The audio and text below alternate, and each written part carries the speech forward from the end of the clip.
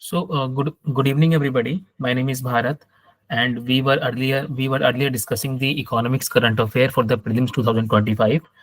And as I said in the last meeting, that current affairs that we are discussing right now is equally applicable for the students who are attempting for the 2025 prelims examination or 2026 prelims examination.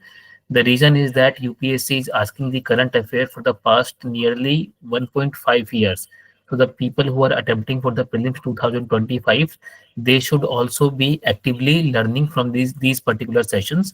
And the students who are attempting in prelims 2025, it is must for them to attend these sessions. Okay, so session number one has already been conducted, where we had discussed about the topics like monetary policy of RBI, where we had discussed the monetary policy committee, monetary policy transition, then variable repo rate and variable rate reverse repo. This thing we had discussed. Then priority sector lending norms we had discussed, and then RBI surplus transfer we had discussed, and then MIBOR, LIBOR, and then RBI's request to transit the bank's call rate from MIBOR, LIBOR to the alternative systems we had discussed. So all these things have already been discussed, and the PDF files have already been circulated to all the people. So मैंने बोला था कि इसका print लेकर के आप पढ़ सकते हो, रिवाइज कर सकते हो, और जो रिकॉर्डिंग भी मैंने शेयर कर दिया है उन सब लोगों के साथ जिन लोगों ने गूगल फॉर्म जो है फिल करके दिया था, अपना जीमेल, अपना जो ईमेल आईडी है, अपनी ईमेल आईडी सर्कुलेट करी थी. Okay, so now today we will be covering all these topics: ways and means scheme, wage and means advances, RBI flags concern over high cash deposit ratio, financial inclusion index, Reserve Bank ombudsman scheme, universal bank, RBI direction towards UCB, then prompt corrective action, 50 years of Seva microfinance unit, then NBFC, non-performing asset, willful defaulters, then insolvency and bankruptcy code, reconstruction companies, and then household savings rate. All these things we'll be discussing, but we'll be discussing all these things in various parts. We'll be having various parts, small discussion होंगे 10-15 minutes के, and then we'll be having 4 to 5 rounds on these topics. Okay, so now we will start discussing on these topics. So last time we had discussed about this LIBOR, MIBOR and the call money market. इतना हम लोग का complete हो गया था. Okay. So now the next topic we have is ways and means advances scheme. Okay, and this is by Reserve Bank of India to central government and the state government. Okay, so what is happening is ना कि government of India और the state government, इनके पास sources of revenue होते हैं. ठीक है, sources of revenue इनके पास होते हैं, एंड देन इनके पास एक्सपेंडिचर का प्लान होता है. ठीक है, सो एक्सपेंडिचर का प्लान है एंड देन रिवेन्यू का प्लान है. So whenever expenditure date is there ना, this date is fixed. Okay, let's say कि कोई लोन गवर्नमेंट ऑफ इंडिया को वापस करना है या स्टेट गवर्नमेंट को कोई लोन वापस करना है, और मे बी सम स्कीम है, उस स्कीम का जो एलोकेशन है, ओके, और सम डिजास्टर इज देयर. सो इन सब चीज़ों की जो फंडिंग है ना, उस फंडिंग का डेट फिक्स्ड होता है, एंड देन रिवेन्यू का भी डेट फिक्स्ड होता है. बट वी नो कि रिवेन्यू यानी कि पैसा का earning, okay, so this earning might get delayed. ये जो अर्निंग होगी ना, समटाइम्स डिले हो जाएगी. तो जो जो एक्सपेंडिचर का डेट है, this is fixed, and the revenue का डेट है, ये लेट से हो रहा है. तो sometimes there might be temporary mismatch होता है गवर्नमेंट ऑफ इंडिया के फंडिंग्स में, कि उनको पता है कि पैसा तो आएगा, बट वो पैसा आने का जो डेट है वो भी फिक्स नहीं हुआ है. तो there is a provision that central government has to make its expenditure, but वो पैसा अभी उनके पास आया नहीं है. तो temporarily they can borrow the money from the Reserve Bank of India. So read this first line, ये क्या कह रहा है कि दिस इज की definition, what is ways and means advances. This is temporary borrowing facility है provided by Reserve Bank of India to central government and the state government. Central government को भी देना है एंड स्टेट गवर्नमेंट को भी देना है, to manage the short term liquidity mismatch. देखो इसमें यूपीएससी ने पास्ट में क्या कर रखा है, यहाँ पे सेंट्रल गवर्नमेंट भी है एंड स्टेट गवर्नमेंट भी है. That means RBI is giving its loans to central government and state government. तो यूपीएससी ने क्या करा था कि स्टेट गवर्नमेंट को कैंसिल कर दिया था कि स्टेट गवर्नमेंट को फंड नहीं देती है, बट एक्चुअली ये जो फंडिंग है वो स्टेट गवर्नमेंट के पास भी जा रही है। ठीक है, so this is one thing.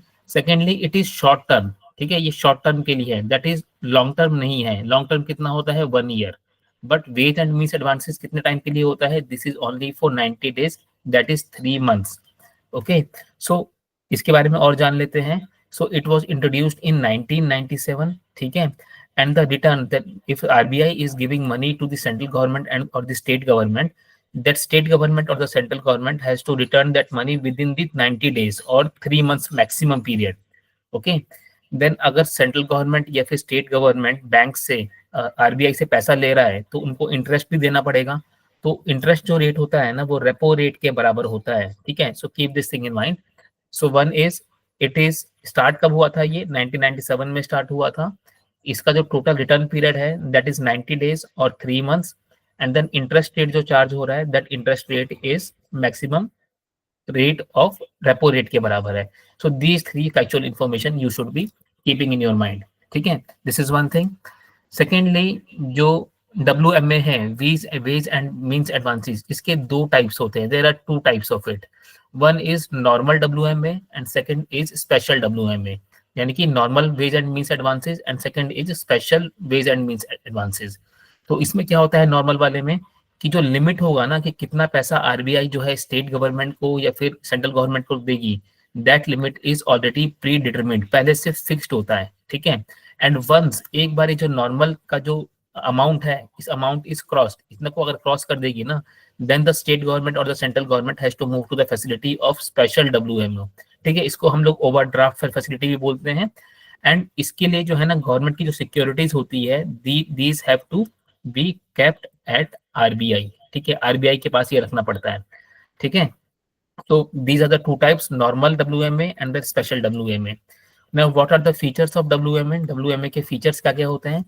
तो one is it acts as a short term credit to manage the cash flow mismatch। cash flow mismatch का मतलब क्या बताया था कि गवर्नमेंट के पास कुछ सोर्स ऑफ इनकम है एंड देन गवर्नमेंट के पास एक्सपेंडिचर है, ठीक है, दिस एक्सपेंडिचर का जो डेट होता है ना दिस इज फिक्स्ड, ये पैसा के जो पैसा खर्चा करना है उसका डेट फिक्स्ड है, बट जो इनकम आ रहा है ना ये इनकम श्योर है कि पैसा आएगा ही, बट इसका डेट फिक्स नहीं है। तो ये जो टेम्पररी मिसमैच है ना कि पैसा आ रहा है अभी बट हमारे पास पैसा अभी नहीं है, सो इसको फिक्स करने के लिए they can take loan from the Reserve Bank of India. तो this is first statement. Secondly it is short term means maximum 90 days। Okay, then RBI charges, ये फ्री में पैसा नहीं मिलता है, it is at comes at cost and that cost is interest rate. कौन सा वाला, रेपो रेट का इंटरेस्ट रेट होगा। Okay, and then one more thing you should keep in mind कि जो स्पेशल WMO है, स्पेशल ओवरड्राफ्ट वाला जो है, यहाँ पे जो इंटरेस्ट रेट होता है this is repo rate plus 2%, ठीक है। अगर आपने ये वाली facility will be at repo rate and this वाला facility is at 2% extra of repo rate. Okay, and then limits are periodically revised by the government, RBI and government मिलकर ये report को जो है फिक्स करते रहते हैं, रेट को फिक्स करते रहते हैं। एंड इससे बेनिफिट क्या होता है गवर्नमेंट को कि अगर गवर्नमेंट के पास ये वाली फैसिलिटी नहीं है, अगर आरबीआई से अगर गवर्नमेंट पैसा नहीं ले सकती है तो government has resort to the market, market से जाके पैसा लेना पड़ेगा। एंड मार्केट में जो इंटरेस्ट रेट मिलेगा ना वो interest rate could be very high है, मे बी 12%, 13% और 14%, क्योंकि मार्केट में जो है वो कॉम्पिटिशन है, ठीक है। तो जो कोई ज्यादा पैसा देगा वहां से उसको उतना इंटरेस्ट रेट जो है ना ऊपर जाता जाएगा। So this particular ways and means advances आप लोगों को क्लियर है? This wage and means advances is clear to you? Okay, so now let's discuss a particular PYQ जो यूपीएससी ने इसके ऊपर पूछ रखा है पास्ट में। Okay, so this PYQ is कि read these statements कि consider the following statements regarding wage and means advances, ठीक है, this is the question। तो फर्स्ट थिंग इज, पहला स्टेटमेंट क्या है, it is a long term facility for the government with the RBI.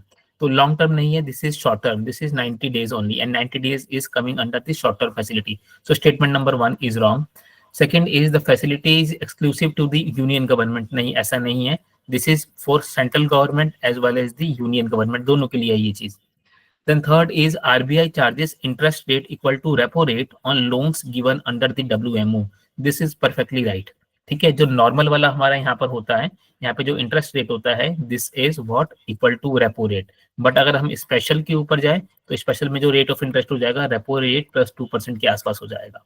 Okay, so this is point number one, this is first news. ठीक है, इसके बाद जो इनका जो लीगल फ्रेमवर्क है ना स्पेशल ओडीएफ का एंड इसका, this is coming under the RBI act 1934 से, मतलब किसी अमेंडमेंट के थ्रू नहीं है ये शुरुआत से ही जो है ना ये जो फैसिलिटी है पहले से ही है, बट एग्जीक्यूटिव रेजोल्यूशन से दिस वाज स्टार्टेड इन 1997। इसका बैकिंग कहाँ पर है, गवर्नमेंट ऑफ इंडिया एक्ट 1935 में है, यानी कि WMA है स्टैट्यूटरी बैकिंग, इसका एक स्टैट्यूटरी बैकिंग है which is in the Reserve Bank of India act 1934। Okay, so this is first news. Second news is RBI flags concern over the high CD ratio. CD ratio क्या होता है, cash deposit ratio, this is CD ratio. Okay, तो सबसे पहले ये जान लो कि अभी रिसेंटली हुआ क्या था ना, कि जो आरबीआई का एक रिपोर्ट आता है financial stability report, you must be knowing कि ये रिपोर्ट कौन निकालता है, यूपीएससी कैन आस्क कि financial stability report is release by home, NITI Aayog, ठीक है, सेंट्रल गवर्नमेंट, फाइनेंस मिनिस्ट्री और दी आरबीआई, या फिर ऐसे बोल देगा कि आईएमएफ, ऐसे करके एक क्वेश्चन बना देगा UPSC and they will ask कि ये रिपोर्ट कौन निकाल रहा है। तो कीप इन माइंड कि ये जो रिपोर्ट है financial stability report, this report is released by कौन, RBI, RBI is releasing the FSR report. Okay, now RBI ने ये बताया कि रिसेंटली जो कैश डिपॉजिट रेशियो है ना कंट्री में वो 78% पहुंच गया है, and this figure is very very high, बहुत हाई फिगर है ये 78%। एंड जो लास्ट क्या है कब हुआ था, ये दिसंबर 2023 में हुआ था, मैक्सिमम है कब 2005 के बाद से। एंड इसमें ये बोला है ना कि जो 78.8% जो पहुंचा है ना, इसमें 75% ऑफ द लोन, और टोटल जो है ना ये 75% का, this is by the private sector bank, मतलब कि notably over 75% of the banks with CD ratio 75% belong to the private sector, यानी कि आईसीआईसीआई बैंक है या फिर एचडीएफसी बैंक है या फिर एक्सिस बैंक है ना, these people are giving maximum amount of loan. ठीक है, और इनका सीडी रेशियो जो है ना बहुत बहुत हाई है। तो इससे क्या होता है, क्या इससे एक मार्केट में रिस्क आ सकता है, क्योंकि बैंक के पास जो बेसिक मनी है ना वो लेस देन 25% है, और बाकी 75% उन्होंने लोन कर दिया है। ये फिर कल को जो है अगर विड्रॉल का सिम्टम आएगा कि लोग पैसा जब मांगने आ रहे हैं वापस, या किसी और तरीके का रिस्क आएगा ना, तो these banks may not be able to survive. So this was the part of the report spoken by RBI. सो एक बार जान लेते हैं कि सीडी रेशियो होता क्या चीज है। ओके, सो न्यूज क्या था, न्यूज ये है कि रिसेंटली मार्केट में जो है 78% के आसपास जो है सीडी रेशियो बढ़ गया है। तो नाउ विल नो कि सीडी रेशियो होता क्या है। सो वी नो कि एक बैंक है, ठीक है, this is the bank, now this is bank is getting loans, this bank is getting deposits, ठीक है, पैसा दे रहे हैं, how we are giving the deposits, we are having savings account there, we are having the fixed deposit, we are having the recurring deposit, और some other kind of deposits we are having. So many people are putting their money in the bank, ठीक है, and what banks are doing, banks are giving these things as loan। तो loan कैसे देते हैं वो लोग, personal loan देते हैं, होम लोन देते हैं, कार लोन देते हैं, स्टार्टअप का लोन देते हैं, बिजनेस को लोन देते हैं, एटसेट्रा एटसेट्रा। सो ये जो टोटल डिपॉजिट्स है ना, this is the deposit, okay, and this is the loan. So bank is saying, RBI is saying कि लोन अपॉन डिपॉजिट्स, ठीक है, दिस हैज एक्सीडेड 75%, ठीक है, this is the report by RBI. ठीक है, तो एक बार यहाँ पे डेफिनेशन पढ़ को, डेफिनेशन क्या है इस चीज का, डेफिनेशन इज सेइंग कि the credit deposit ratio, the credit deposit ratio is a की फाइनेंशियल मैट्रिक, मैट्रिक मतलब क्या है, ये एक मेजर करने का तरीका है, ठीक है, financial metric that measures the proportion of loans a bank has issued relative to its total deposit. तो जो टोटल डिपॉजिट अगर 100 रुपया हो रहा है तो 75 रुपया जो है बैंक ने जो है उसको लोन कर दिया है। It indicates how much of banks mobilized deposits have been lent to the और लेंट आउट, मतलब पब्लिक ने जितना पैसा दिया है उसमें से कितना पैसा जो है लोन की तरह दिया गया है। तो दिस इज द स्टेटमेंट। अब इस हायर सीडी रेशियो से बेनिफिट क्या होंगे या लॉस क्या होंगे, we can study about this thing, and UPSC जो है ना इससे पूछ सकता है कि हाई जो सीडी रेशियो है उस हाई सीडी रेशियो से बेनिफिट क्या होगा या लॉस क्या होगा। सो हाई सीडी रेशियो से क्या होगा कि जो bank will be able to give more loan, if bank is giving more loan, so what will happen कि boost economic growth बढ़ेगा।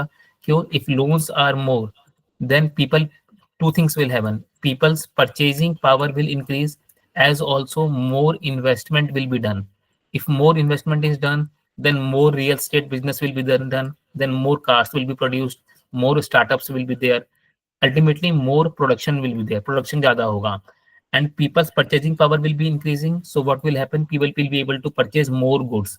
अगर ऐसा होगा तो हमारा जो है टोटल जीडीपी जो होगा कंट्री का, that will increase, and therefore what will happen, इससे क्या होगा कि इकोनॉमिक ग्रोथ जो है वो बूस्ट होगा. Okay, so this is statement number 1. लेकिन इससे रिस्क भी क्या होगा, what will be the negative, this is the positive aspect, but इससे नेगेटिव एस्पेक्ट क्या होगा, ओवर लेवरेजिंग होगी. This will be one thing, over leveraging होगी. Secondly inflation will be there. ठीक है. थर्ड इज कि नॉन परफॉर्मिंग एसेट के increase होने का चांस ज्यादा है. And then what will happen कि गवर्नमेंट की जो बोरोइंग होगी ना, वो मार्केट से जो है ना ज्यादा से ज्यादा इंक्रीज करेगी, because they have to increase more schemes की इन्फ्लेशन जो है कम होने लगे. So all this will be the negative aspects of this high CD ratio. Okay, ये तो मैंने एक्सप्लेन कर ही दिया पहले में कि 78% के ऊपर इंक्रीज कर दिया था, and maximum amount of loan is being given by what, private sector. Okay, now what is the reason behind this high CD ratio. ये जो हाई सीडी रेशियो है ना, इसके पीछे का रीजन क्या है.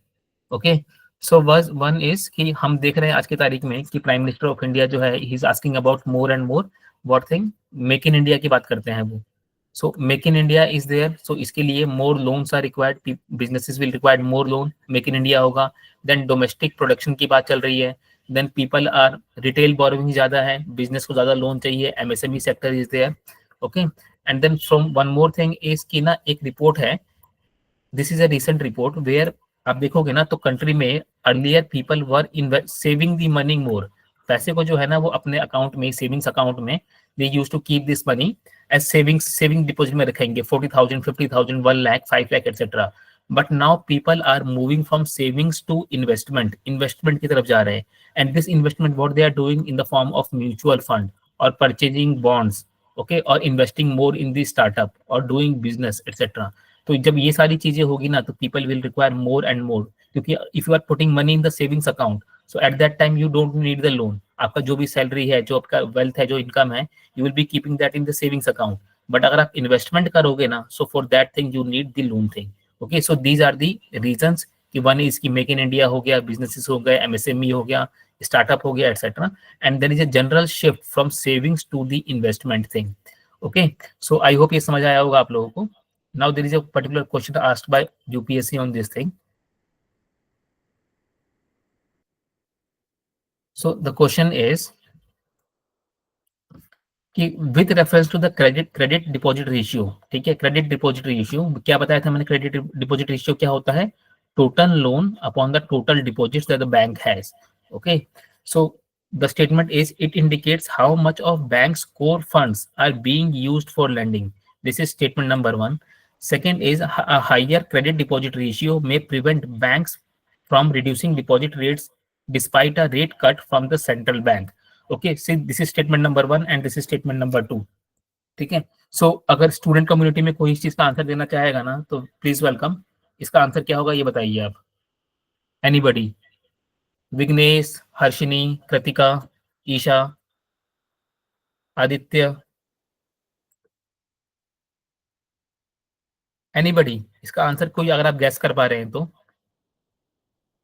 Amrita, Anjali, Rawat, Anushree, Ashish, Ashrit. Okay, see the question is कि it indicates how much a bank's core fund, it indicates how much a bank's core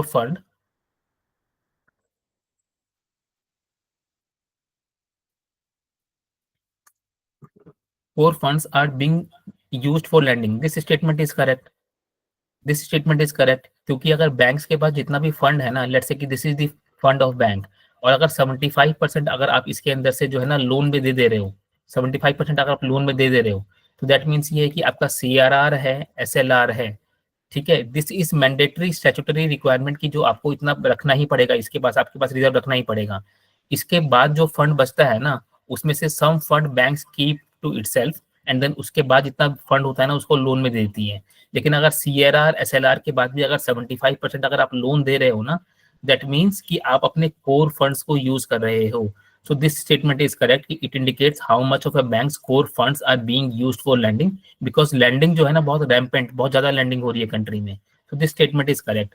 Second is कि higher CD ratio may prevent banks from reducing the deposit rates despite a rate cut from the central bank. So इस statement का मतलब क्या हुआ? In the last class I told कि Reserve Bank of India जब भी अपना policy rate कम ज़्यादा करता है, so there is a difficulty in the transmission. Okay, मैंने बताया था एक चीज होता है, there is something called monetary policy transmission. So what is monetary policy transmission? कि whenever आरबीआई जब भी अपना रेट कम करे, ठीक है, लेट्स से कि उनका पहले 8% था, उन्होंने 8% से 6% कर दिया अपना पॉलिसी रेट, तो अब जो बैंक्स है ना, बैंक्स भी हाउस होल्ड को जो अपना रेट ऑफ इंटरेस्ट है वो पहले 8% से हटा करके 6% पे दे, यानी कि हाउसिंग लोन है या कार लोन है या पर्सनल लोन है या बिजनेस लोन है या मैरिज लोन है या एजुकेशन लोन है, ये सब कुछ कम होना चाहिए। लेकिन ये चीज नहीं होती है कंट्री में, क्योंकि बैंक्स के पास अपने ऑब्लिगेशन होते हैं किस तरीके के, लैंडिंग के एंड इंटरेस्ट रेट के। अब एक चीज देखो कि यहाँ पर क्या बोल रहा है कि अगर सीडी रेशियो जो है अगर बहुत हाई होगा तो banks will not be able to reduce their deposit rate, ठीक है, डिपॉजिट रेट रिड्यूस नहीं कर पाएगा। So this statement is correct, क्योंकि बैंक ने जो है ना अपना ज्यादातर पैसा जो है वो किस में दे रखा है, लोन में दे रखा है। सो लोन उन्होंने ज्यादा दे रखा है तो दे वुड वांट कि लोन से जो अर्निंग हो रही है ना वो भी ज्यादा हो, और लोन से अर्निंग ज्यादा होगी तो क्या वो क्या करेंगे, इसको रिड्यूस नहीं करेंगे। ठीक है, ये बात समझ में आई आप लोगों को? अगर समझ में आई तो please give me a thumbs up, otherwise I will explain this again. Kritika, Vighnesh, Harshini, Isha, ठीक है, समझ आया आश्रित को? मानसी, श्रीनिधि, ओके, ठीक है। सिंपल है कि अगर ज्यादा पैसा अगर आप लोन में दे दोगे तो you will not be able to, okay, I am explaining this thing Vishwanath again, कि अगर आप ज्यादा पैसा लोन में अगर दे दोगे ना तो क्या होगा कि आपकी एक्सपेक्टेशन होगा कि लोन से जो पैसा आ रहा है ना उसमें इंटरेस्ट रेट भी आपका ज्यादा जाए, और अगर इंटरेस्ट रेट ज्यादा जाएगा तो आरबीआई कितना भी जो है अपना पॉलिसी रेट कम करे, आप जो है लोन का जो इंटरेस्ट रेट कम नहीं करोगे, क्योंकि आपका सीडी रेशियो बहुत हाई है, आपके पास रिजर्व मनी जो बचा ना वो रिजर्व मनी बहुत कम बचा। ठीक है, so this is the explanation, इसको एक बार दो बार और पढ़ोगे तो you will be able to understand this particular thing. Okay, I hope ये चीज क्लियर है अभी आपको।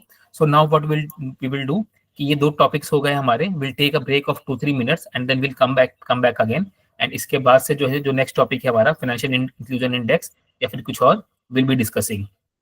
ठीक है, so will take a break of 2 minutes only.